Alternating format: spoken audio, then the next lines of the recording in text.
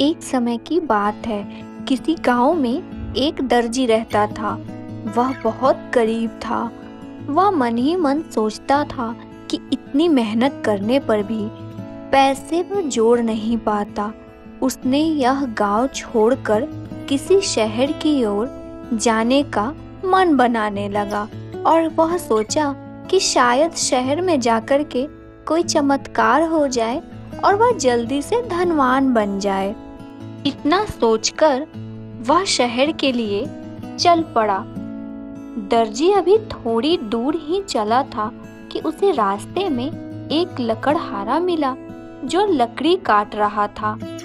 दर्जी ने उससे कहा, मैं भी बहुत मेहनत करता था, पर मैं जितना मेहनत करता था मुझे उतने पैसे नहीं मिलते थे।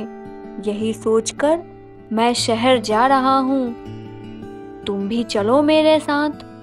इतना सुनकर लकड़हारे के मन में भी लालच आ गया और वह भी सोचने लगा कि शायद शहर में ज्यादा पैसे मिले। इसीलिए वह भी दर्जी के साथ शहर जाने के लिए तैयार हो गया।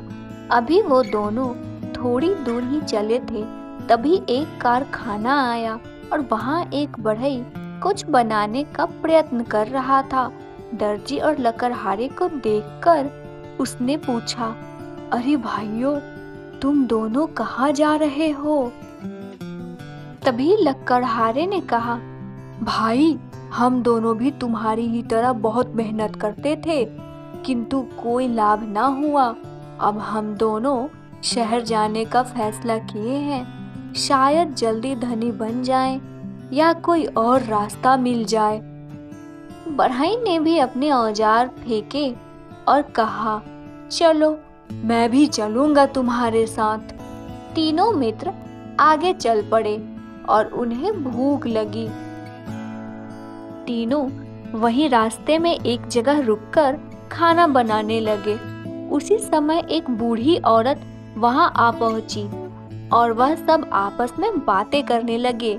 जब उस बूढ़ी औरत को पता लगा कि इन्होंने किसी चमत्कार की आशा में अपना घर और काम छोड़ दिया है, तो उसने कहा, तुम लोगों ने अपना घर छोड़कर ठीक नहीं किया, यह तुम्हारी मूर्खता है।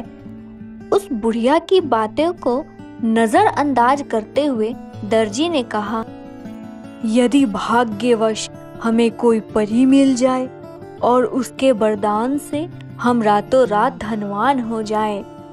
तब बुढ़िया बोली, तो समझो मैं बुढ़िया के भेष में एक परी हूँ। तुम बोलो, तुम लोगों को क्या वरदान चाहिए? मैं एक एक वरदान तुम तीनों को दूंगी। देखती हूँ तुम तीन इसका लाभ कैसे उठाते हो। इतना सुनकर तीनों के मन में लालच उत्पन्न हो गए। सबसे पहले दर्जी ने कहा, मैं जिस भी वस्तु को खींचूं वह लंबी हो जाए, इससे जब भी मैं कपड़े का नाप लूंगा वह बढ़ता ही जाएगा और मैं बहुत सारे कपड़े तैयार कर सकूंगा। बुढ़िया ने कहा, जाओ, ऐसा ही होगा। तब उस लकड़हारे ने कहा, मैं जिस चीज पर हाथ मारूं वह सरलता से टूट जाए। बुढ़िया ने उसे भी हंसते हुए वरदान दे दिया। और अब आखिर में बारी उस बढ़ई की थी। बढ़ई ने कहा, मैं जिस पर हाथ रखूं और जिस भी लकड़ी को आपस में रखूं वह मजबूती से जुड़ जाए। बूढ़ी औरत ने उसे भी हंसते हुए वरदान दे दिया और वहां से चली गई। दर्जी बोला, अब हमें देखना चाहिए कि हमें जो वरदान मिला है वह पूरा हो भी सकता है या नहीं। उसने अपने थैले से एक कपड़े को निकाला और उसे खींचने लगा। उसकी खुशी का ठिकाना न रहा जब उसने देखा कपड़े की लंबाई बढ़ती जा रही थी। दर्जी को देखकर लकड़हारे और बढ़ई दोनों ने भी अपने वरदान को आजमाया और उनका वरदान भी सच हुआ। अब तो मानो जैसे तीनों पागल हो गए, खुशी से नाचने लगे, गाने लगे। वह इतने खुश थे जैसे वह आज ही रातों रात इतने धनवान बन गए हों।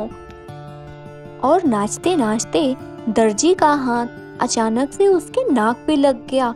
ये क्या, उसकी तो नाक भी लंबी हो गई। और वह जमीन पे बैठकर रोने लगा। हे भगवान, मैंने तो सिर्फ कपड़े लंबे होने का वरदान कहा था, ये तो मेरी नाक भी इतनी लंबी हो गई। मैं इतने लंबे नाक का क्या करूँगा। उसकी यह हालत देखकर लकड़हारा जोर से हंसने लगा और वह खुशी से अपने पैर पे हाथ मारा और तभी धड़ाम से वह जमीन पे गिर गया।